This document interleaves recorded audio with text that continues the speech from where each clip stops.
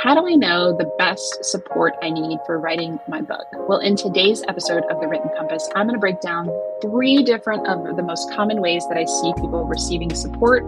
I'm going to talk through and explain what they are. I'm going to talk through some of the myths around them and some of the reality, the truths around them. I'm so excited you're here today, and let's dive in.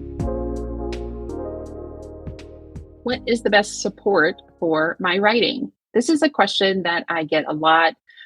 As a former professor of English, my students definitely always were seeking, how do I get this writing going? How do I get this paper complete? And now that I support people in writing their amazing, embodied, and empowering nonfiction books around personal growth and self-help and business strategies, it is really interesting to hear people's questions that show up. And so in today's episode of The Written Compass, I want to talk about 3 different types of support that I typically see people following, the path that I see following. And I want to talk a little bit about the myths of each and the reality of each. I'm so excited you are here. So welcome to another episode. And what is the best support? What is ultimately going to support you in going from idea to published book? Okay. So I'm going to talk about 3 different ways that I see people doing it and break that down for a little bit for you. So first is solo, just going in and going off on your writing journey all by yourself. Insert Celine Dion song right there, right? Here's the cool thing about going solo. There's no waiting. You don't have to wait for anything. You just get started, right? You do it on your own time. You get to be really flexible. It feels really flexible. And ultimately, I want to just preface here, none of these, there's not a matter of right or wrong. It's really about what is most aligned for you. And solo may be absolutely aligned for you. There are plenty of people who have written their book, and I'm using air quotes that you can't see, on their own by themselves. Now, ultimately, the myth here that I want to get into is that there's no support, right? This is a no support process. And probably that's not exactly true. There's probably people who write their books on their own, again, using air quotes, probably have had a friend that they've shared it with, their parent to proofread it, or, they've bought a software or they've used some kind of template. There's been something probably that has happened. I don't truly believe that there is a true solo path, but you get what I'm saying. So the myth is that, it's really no support. There probably is some kind of support along the way, but in general, right, the solo path is definitely a possibility there. Another myth is that there's no investment. And I want to say sort of to that, right? There's still this energetic investment of you saying yes to your writing and actually committing to that, which means you're probably saying no to other things. And at minimum, you've got to invest and create time. And I love how Richie Norton, I had him on the podcast several months ago, talk about his anti-town management book. Go pick up a copy, available on Amazon. Really cool book. But he has an acronym for the word time, and today is my everything.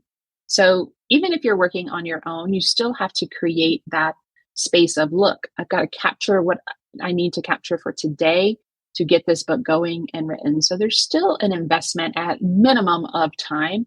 And I would say most likely there's still going to be some investment, even if it's just your, computer, right? There's an investment that is happening there. So the reality ultimately is with the solo route is we are meant to write with others. Language is a communal act. It's really not done in a silo. Even if you feel like you're doing it on your own, you probably are incorporating or talking to people about it. And so we really support the idea of that communal aspect and at least being writing with people alongside you in our work in the embodied writing experiences and our legacy author programs is our writing days. And if nothing else, if you're going to go the solo route, at least find some other people to write alongside you. Our writing days are amazing. We hop on Zoom. We literally set our intention. What are we accomplishing today? What are we working on? And we start to sprint. And we spend a couple of hours a day. We block off the time very clearly in our schedule. We create that time, like Richie Norton says, and we are guaranteed that we're going to get words down on that day. And we sprint for 15, 20, 30 minutes. We share what showed up in our writing. Sometimes we read what we've written out loud and we get just beautiful affirmation and feedback from each other. And it's just Every time I finish a writing day with our clients and our community, we just all feel so good. It's like we've had a little just group therapy session. It's super fun. So, yeah, you may be writing solo, and there probably is some support system that you're using. And if you aren't, I definitely recommend it. Another approach that I see people doing is kind of this piecemeal approach. So, um, the cool thing, what I mean by piecemeal is like maybe they're writing on their own and then they're getting a developmental editor, which I'll explain what that is in just a minute, to support them, in fits and spurts along the way. And then maybe they're hiring a final copy editor, and maybe they're hiring a cover designer, right? So it's this person over here, that person over there, this group over here, this tool over there, and they're kind of piecing it together, quilting it together, right? The cool thing about this is, it allows you to get targeted support when you want, right? So, for instance, if you're using a developmental editor, that's going to be someone who is helping you with the big picture of your book. So, is your organization making sense? Is it easy to follow from one idea to the next in terms of how you're piecing the book together? The developmental editor is going to help support that big picture idea. And then a copy editor is going to make sure that in the final draft, every word is saying what you mean it to say. It's super readable. The punctuation is doing what it needs to do. And they're going to give you feedback on any changes that need to be made. Maybe you have beta readers in this piecemeal process. So at some point, you start to share your chapter or chapters with people to get some feedback, right? So all of these things can be a part of the piecemeal process. You get to go at your own pace with this. You reach out and seek support when you feel like it's ready. So that can feel really nice and might be really aligned for you to do it that way. One myth that I like to share around piecemeal is that it saves you money. So the idea is that, well, I'll just, when I need support, I'll go and invest in support. And I just want to ask some questions around that idea. How long have you been writing your book or wanting to write it? So some people who feel like they're going to go the piecemeal route, they still haven't gotten started yet, and ultimately that is not saving you money or time, right? And if you've been writing your book, one of my clients came to me and she'd been writing her book for like 8 years, and she had hired a developmental editor. So she would send like 10 pages every so often, and it just still wasn't getting done. Right? And it wasn't the book that she wanted it to be. So they were investing, right? Piecemealing it together. But ultimately, it was costing a lot of money and a lot of time.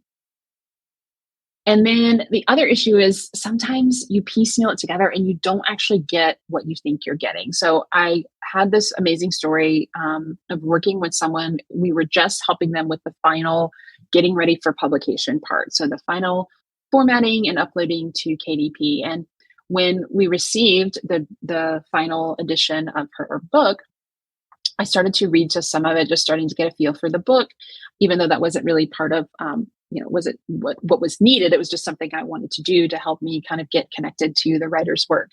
And I started to notice it had not been copy edited. There had not been a final proofreading and editing of the book. Oh my goodness, right? So difficult to share that back with the client. And the client had thought that the investment she had made with what wound up, she realized was actually a developmental editor, didn't do the final copy editing. It was just a miscommunication, right? So this person had tried to piecemeal it together, invest in this person when she needed it, invest in that person when she needed it. And ultimately she wasn't getting what she wanted. And it was so hard. Now, thank goodness we have all of that as a part of our team, the developmental support, the feedback support, the coaching support, the editing support, the cover design support, the publishing support. We have all of it. And so she was able to come to us and we were able to get her book out in the world, and it is amazing and doing great. And that can sometimes be like a harsh reality, is that you get what you pay for, right? You get what you invest your time and your financial energy in. So just being mindful, if you want to potentially do the piecemeal collage approach, that it feels aligned for you, right? And make sure that you are ultimately getting what you think you're getting as you go from one person and some type of support to another.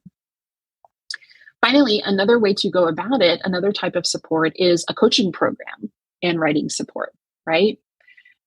This is a support that's like, it's going to have everything together, right? It meets you right where you are and takes you where you want to go, from initial idea, inkling of what your book might be about, all the way through to publishing. And one myth that shows up around this is that it's not affordable. Well, here's the thing. When you start to compare the value of your time and the value of or like what happens when you're piecemealing it together or seeking different support at different times, it ultimately, when you put dollar to dollar, it's not really a big difference in the financial investment. And you're definitely making more effective use of your time where you could be working with clients or growing your business or whatever the case may be, you know? And here's the thing too, is like the reality is you can write your book, but if you're not being coached through it, if you're not getting support when you hit those stumbling blocks, it's going to potentially delay your goal, right? A lot of amazing stuff comes up, especially when you're writing nonfiction and you're sharing pieces of your life, your story, your experiences. Stuff is going to show up. You are being seen in a whole new way. And that's what's beautiful about being a body mind coach and supporting my clients in connecting and staying connected to themselves through their writing process. And if you receive just coaching, right, to make sure you're working out blocks. So maybe you just say, I'm just going to hire a coach and then but you don't have any support around the writing, right? Then it's going to be difficult to go through that process to actually make sure and have accountability for getting your words down, for make sure you're getting consistent actual feedback, verbal and written feedback. We give our clients constantly through the process from a message an audio message that we support them in transcribing. We give them feedback on that, or a note. We have some of our clients who started their books on big giant sticky notes or notes from their journal. If you're not getting that consistent feedback and direction all the way through to publish, then that may delay your goal. Okay. So the reality is your words matter, and a full supportive coaching and writing support program may be the most aligned step for you to make sure you've got all your bases covered. You know that you're going to be supported all the way through, no matter what shows up, right? So going solo, doing the piecemeal collage approach, or having a full coaching and writing support program, I'm curious what feels most aligned for you. I hope this episode just helped you get to thinking and feeling into your alignment.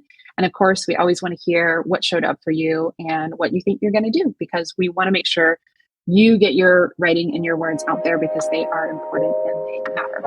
Thanks so much for joining us today, and I look forward to the next episode. Thank you so much for listening to this episode of The Written Compass.